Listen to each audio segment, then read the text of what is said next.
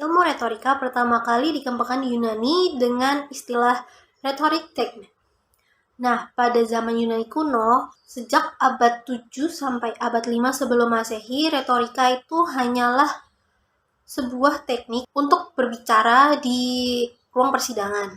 Nah, setelah memperhatikan bahwa retorika atau seni berbicara itu dapat memimpin sebuah negara, orang-orang mulai menyusunnya dan menjadikan ilmu tersebut sebagai retorika agar dapat dipelajari di sekolah-sekolah. Pada abad kelima mulai didirikan sekolah-sekolah untuk mempelajari ilmu retorika. Di kota-kota juga mulai, di wilayah-wilayah Yunani juga mulai didirikan sekolah-sekolah untuk mempelajari retorika. Salah satunya yaitu di Sisilia, di mana berbicara sangat dijunjung tinggi pada saat itu, dan juga di kota Athena. Pada saat itu retorika adalah suatu ilmu bidang yang menyaingi ilmu filsafat, sampai-sampai terdapat beberapa tokoh yang menjadi pencetus atau pelopor retorika tersebut. Di antaranya itu ada Gorgias, ada Protagoras, dan ada Thrasymachus.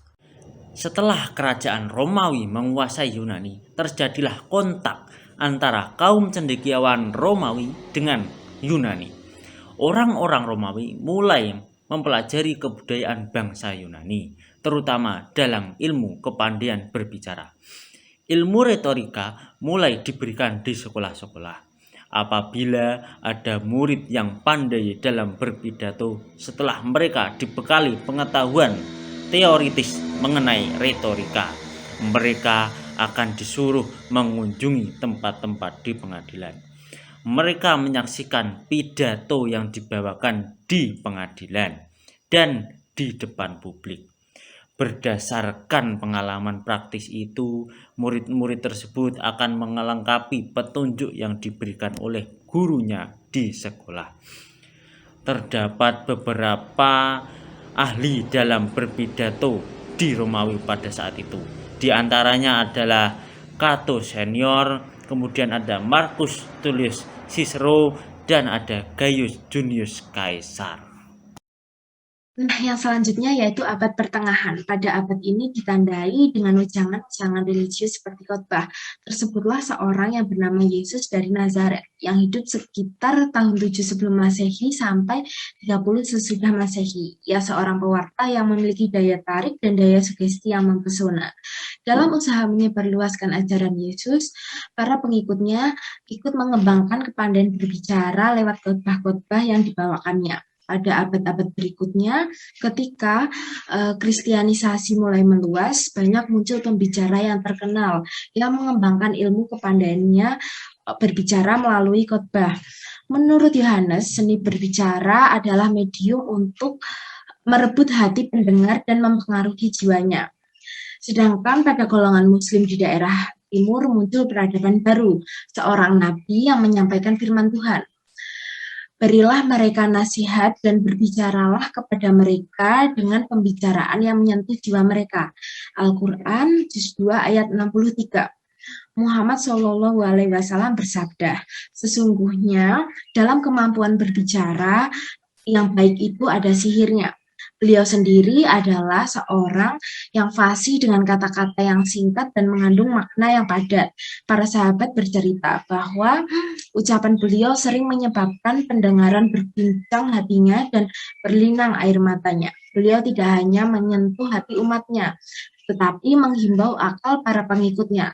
Salah seorang sahabat yang paling dikasihi Nabi yaitu Ali bin Abi Thalib, mewarisi ilmu dalam berbicara.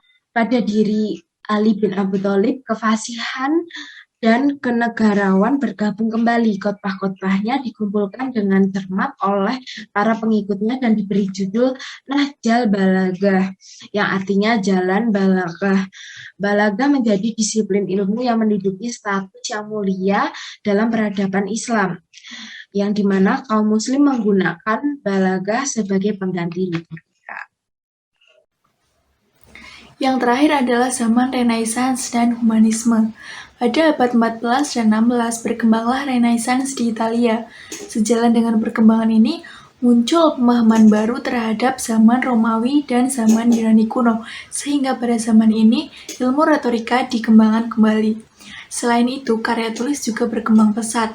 Para ahli pidato menyiapkan pidatonya, membawakan ceramahnya di mana-mana, menulis surat, mengadakan diskusi dan debat, serta mengajarkan anak-anak sekolah mengenai teknik berbicara dan menulis buku.